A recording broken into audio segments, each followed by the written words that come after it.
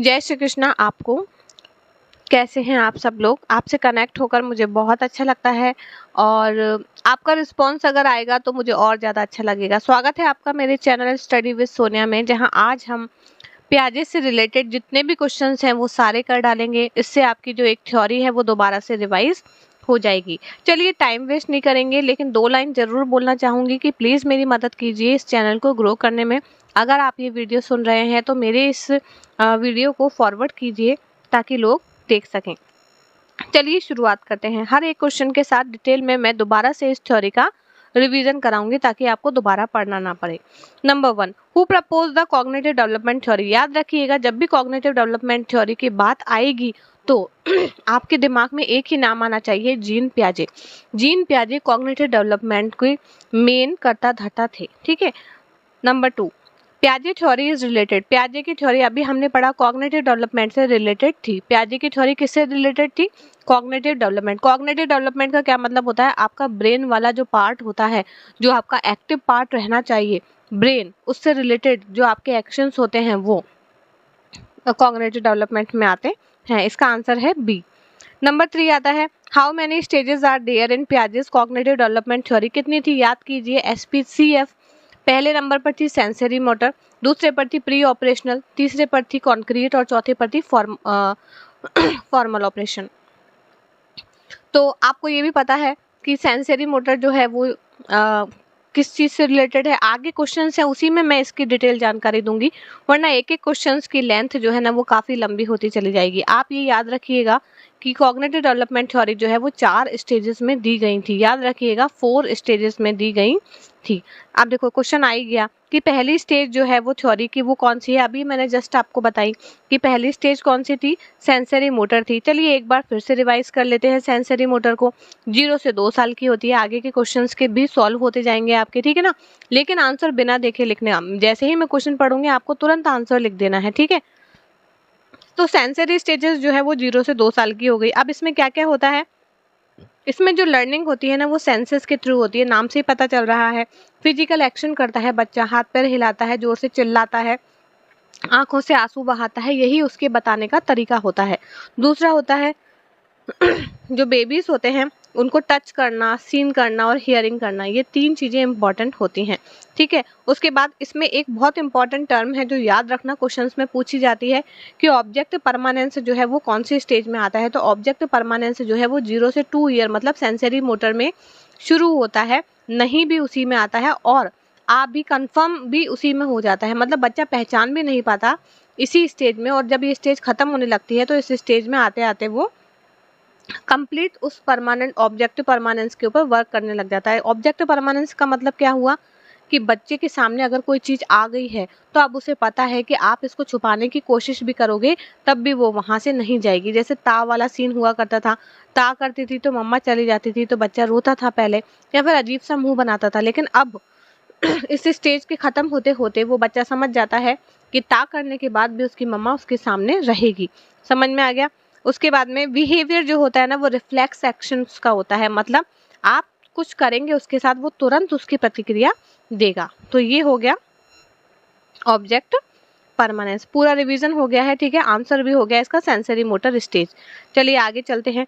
Number अभी बताया मैंने आपको, number 5 question, the sensory stages occurs between 0 से 2 साल। आगे इसमें बताने की जरूरत ही नहीं है। अगला क्वेश्चन है प्री ऑपरेशनल स्टेज क्या होगा। आप देखो 0 से 2 साल तो क्या हो गई 0 से 2 साल तो कौन सी हो गई? सेंसरी मोटर हो गई। तब प्री ऑपरेशनल कौन सी होगी? 2 से 7 साल की जो स्टेज होगी ना वो प्री ऑपरेशनल होगी। चलिए इसके बारे में भी एक बार डिटेल में जानकारी कर लेते हैं अपन, आगे क्वेश्चन आएंगे तो सॉल्व हो जाएंगे। इमेजिन कीजिए 2 से 7 साल का बच्चा अब स्कूल में जाने लगा है। स्कूल में उसका एडमिशन हो गया है। स्कूल में जाने से पहले मम्मी पापा ने थोड़ा बहुत सिखा करके भेजा होगा वो। उसके बाद स्कूल जाने के बाद में उसने क्या क्या डेवलप किया? लैंग्वेज डेवलप कर लिया। वो अच्छे से बोल सकता है, अच्छे से आपको बता सकता है, अपनी फीलिंग बता सकता है, अपनी प्रॉब्लम बता सकता है, जो क्वेश्चन आप उसको करेंगे उसके आंसर्स बता सकता है। फिर ईगो सेंट्रिक होगा। याद रखिएगा सेंसरी मोटर में ऑब्जेक्ट परमानेंस को माइंड के स्कीमा में बिठा लीजिए, और प्री ऑपरेशनल के अंदर ईगो सेंट्रिज्म का क्या मतलब है? 2 से 7 साल का बच्चा उसकी जो सोच है वो उसके चारों तरफ घूमती है, मतलब ये पूरा ब्रह्मांड उसके चारों तरफ घूमता है। उसे कोई मतलब नहीं है कि आप किस समस्या से जूझ रहे हैं, पापा ऑफिस से परेशान होकर के क्यों आए हैं, मम्मी सारा दिन भर घर का काम कर रही है फिर क्यों थकी हुई है, क्यों परेशान है, उसे किसी से कोई मतलब नहीं है। उसे चाहिए तो चाहिए। इसका बहुत बढ़िया एग्जाम्पल मैं कल का ही देती हूँ आपको। मेरा बेटा सुबह मैंने गलती से उसे बोल दिया था आज ड्राइंग कंपटीशन है, जो अच्छी ड्राइंग बनाएगा उसको मिलेगा गिफ्ट, बस। अब सुबह से शाम तक मेरा पूरा हेक्टिक डे था कि मुझे बिल्कुल टाइम नहीं मिला गिफ्ट लाने का, लेकिन उसने मेरी इतनी जान खा ली कि आखिरकार मुझे शाम को 6 बजे उसको साथ लेकर के जाना पड़ा और उसको गिफ्ट दिलाना पड़ा। ये एक लाइव एग्जांपल है जो मैंने कल ही फेस किया है। मेरा बेटा जो 5 ईयर का है, विराट छोटा वाला। समझ में आ गया? ईगो सेंट्रिक है भैया। उसकी जो डिमांड है वो पूरी होनी चाहिए। डजंट मैटर मम्मी क्या सोच रही है, रो रही है, कर रही है, कुछ भी कर रही है, उसकी ईगो पूरी होनी चाहिए। उसके बाद में सिंबल समझने लग जाता है। स्टार्टिंग में तो एप्पल दिखाना पड़ता था मुझे उसको, लेकिन अब क्या होता है, टीचर जो होती है वो सेंटेंस बनवाने लग गई है उससे, ठीक है। क्या बोलते हैं, स्पेलिंग्स लिखवाने लग गई है, तो ये सब चीजें अब वो समझ जाता है। मैं बोलती हूँ जनवरी की स्पेलिंग बता, तो जनवरी की स्पेलिंग बोल के बता देता है, ठीक है ना। Children can not understand conservation. देखो याद रखिएगा, प्री ऑपरेशनल में कंजर्वेशन नहीं आ जाता है। कंजर्वेशन का मतलब होता है कि आज भी ऐसा है मम्मा, आपने उसको ग्लास के अंदर जूस जो है ना वो कम क्यों दिया है, मुझे ज़्यादा क्यों दिया है, जबकि होता सेम है, ग्लास के साइज का डिफरेंस है, लेकिन फिर भी उसको ऐसा लगता है कि भाई साइज अलग है तो उसका जो है वेट भी अलग होगा, ठीक है। तो ये हो गया प्री ऑपरेशनल। बहुत अच्छे से समझाया है मैंने आपको। आई होप सो कि कुछ भी क्लियरेंस की जरूरत नहीं है। आगे आगे चलते हैं। कॉन्क्रीट ऑपरेशनल स्टेज जो है, आप देखो 7 से 11 हो गई, तो आगे की जो स्टेज कौन सी होगी, 11 से 15 साल। इस स्टेज के बारे में भी एक बार पढ़ लेते हैं। कुछ इंपॉर्टेंट चीजें होती है जो याद रखना कि कॉन्क्रिएट के अंदर लॉजिकल और ऑर्गेनाइज्ड थिंकिंग आ जाती है। जैसे मेरा दूसरा बेटा जो है वो 9 साल का है, लॉजिक लगाता है हर चीज के अंदर। ऐसा क्यों होता है मम्मी, ऐसा क्यों होता है। एक तो उसको एनालिसिस करने का बहुत शौक है। कोई भी चीज लाएगा, तोड़ेगा, फोड़ेगा, जोड़ेगा, उसको सिंथेसिस भी करना आता है। नई नई चीजों को वो एसिमिलेट करता है अपने माइंड के अंदर, नई नई चीजें जानने की कोशिश करता है, ठीक है। लॉजिक लगाता है कि मम्मा ये गोल है तो सामने वाली चीज भी गोल ही होगी, देखो हम इसको इससे कंपेयर कर सकते हैं, ठीक है। उसके बाद में अंडरस्टैंड करता है। कंजर्वेशन अब समझ में आ गया। अब वो विराट की तरह जिद्दी नहीं करता कि मम्मी ने मेरे को छोटे ग्लास में दिया है तो कम है या ज्यादा है। अब वो शांति से उस चीज को समझता है। वो जानता है कि 1 लीटर दूध शाम को आएगा तो वो उसे भगोनी कौन सी लेके जानी है, या फिर जग भी लेकर के जाएगा तो उसे पता है कि इसके अंदर वो आ जाएगा।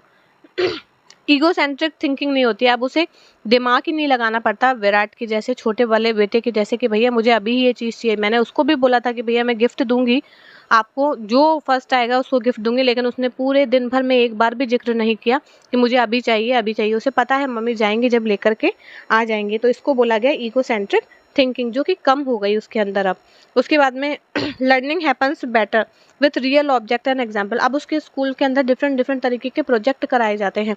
वो जो प्रोजेक्ट होते हैं ना वो रियल ऑब्जेक्ट के बेसिस पर होते हैं। जो आधा तो वो कम करता है, करती तो मैं ही हूँ उसके साथ वो प्रोजेक्ट, लेकिन अब वो रियल लाइफ से चीज़ों को जोड़ने लगा है।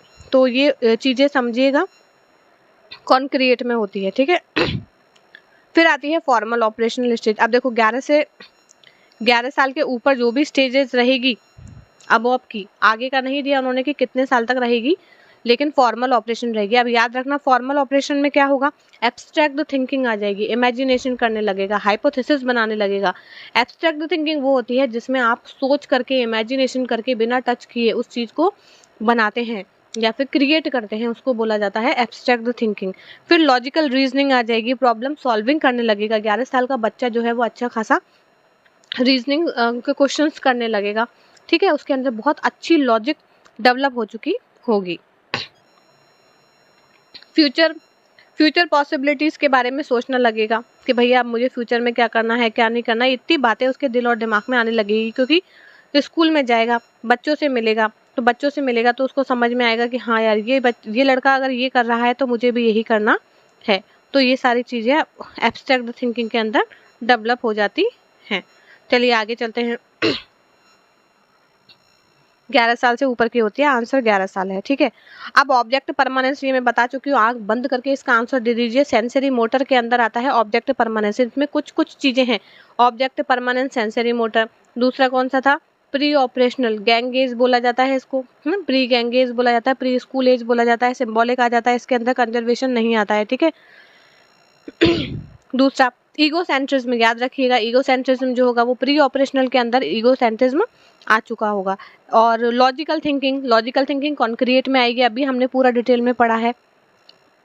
उसके बाद में नेक्स्ट क्वेश्चन है एब्स्ट्रैक्ट थिंकिंग किस में आएगी, फॉर्मल में आएंगे। अभी जस्ट मैंने आपको बताया कि abstract thinking, problem solving thinking, ये सब चीजें किस में आ जाएंगी, उसकी फॉर्मल में, ठीक है। अगला चलते हैं कि अकॉर्डिंग टू पियाजे चिल्ड्रन लर्न थ्रू, पियाजे ने क्या बोला कि जो बच्चा है वो किससे ज्यादा सीखता है, पनिशमेंट से, रीइंफोर्समेंट से, इंटरेक्शन विद एनवायरनमेंट से और मेमोराइजेशन से। देखो पूरी सीडीपी के अंदर, पूरी सीडीपी चाइल्ड डेवलपमेंट पेडागोजी के अंदर आज के टाइम पर पनिशमेंट, रीइंफोर्समेंट अच्छा है, पनिशमेंट और मेमोराइजेशन दोनों चीज़ों को ख़त्म कर दिया गया है।